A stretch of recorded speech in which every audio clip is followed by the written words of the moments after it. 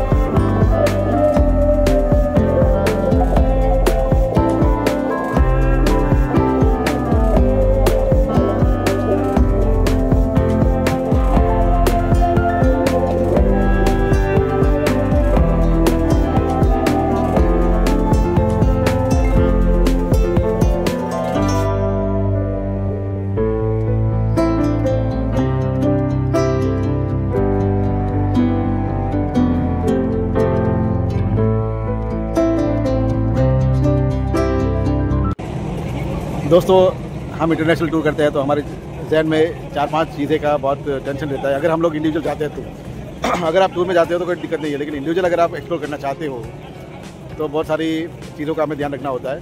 और जब हमने दुबई एक्सप्लोर करने के लिए सोचा और हम लोग दुबई आए तो मैं आपको अपना दुबई का एक्सपीरियंस शेयर करता हूँ। Communication, transportation, food, stay and पूरा एक्सप्लोर करना, पूरा घूमना कैसा रहा और क्या क्या हमें एहतियात रखनी चाहिए, ये वीडियो में मैं आपसे यही बात करने वाला हूँ। कम्युनिकेशन की बात करूँ तो जैसे ही हम लोग एयरपोर्ट पे उतरे तो हम एक पासपोर्ट के ऊपर एक सिम कार्ड हमको मिल गया फ्री में, इमिग्रेशन से ही मिल गया। तो उसमें कुछ डेटा था, कुछ टॉक टाइम था, कुछ वैलिडिटी थी। तो वहाँ से इजी हो जाता है कि अपने किसी रिश्तेदार को या किसी को फ़ोन करना चाहे तो वो इजीली हो सकता है। दूसरी चीज़, ट्रांसपोर्टेशन की बात करूँ तो यहाँ पे 3 तरह की ट्रांसपोर्टेशन है। यहाँ पे रिक्शा नहीं है, कोई और नहीं है। एक तो टैक्सी है, फिर बस है और तीसरा मेट्रो है। पहले टैक्सी की बात करता हूँ मैं। टैक्सी यहाँ पे बहुत महंगी है। अगर आप टैक्सी में बैठते हो तो आप समझ लो आपका मतलब 4 गुना पैसा हो जाएगा। टैक्सी में मिनिमम 5 दिरहम या 6 दिरहम मुझे मालूम था कितना है, लेकिन मैं जब आप उतरा टैक्सी में तो उसने मुझे से 12 दिरहम ले लिए, क्योंकि वो बोला कि नहीं अभी टैक्सी में मिनिमम 12 दिरहम हो गया है, बहुत महंगा पड़ गया मुझे। बस की बात करूँ तो बस में ये दिक्कत है कि कहाँ पे आप जाते हो, कहाँ से चढ़ना है, कहाँ उतरना है, वो आपको मालूम नहीं रहता। तो ये दिक्कत है, किसी को पूछना पड़ता है। बस में ट्रैफिक रहता है और हर एक स्टॉप के आपको टेंशन रहती है कि मेरा स्टॉप अगर निकल गया तो फिर क्या होगा। फिर वो कनेक्टिविटी भी नहीं मिलती है, कम वो है। और बस में ये है कि ट्रैफिक भी बहुत रहता है और बहुत ट्रैफिक में अगर स्टक हो गए तो बहुत टाइम आपका निकल जाएगा। सबसे अच्छा बेस्ट कन्वीनियंस मेट्रो है। मेट्रो में अगर आप जाते हो तो बहुत इजीली आपको सब कुछ समझ में आ जाएगा। और मेट्रो स्टेशन पे ये आपको कार्ड मिल जाएगा, नोल कार्ड मिल जाएगा।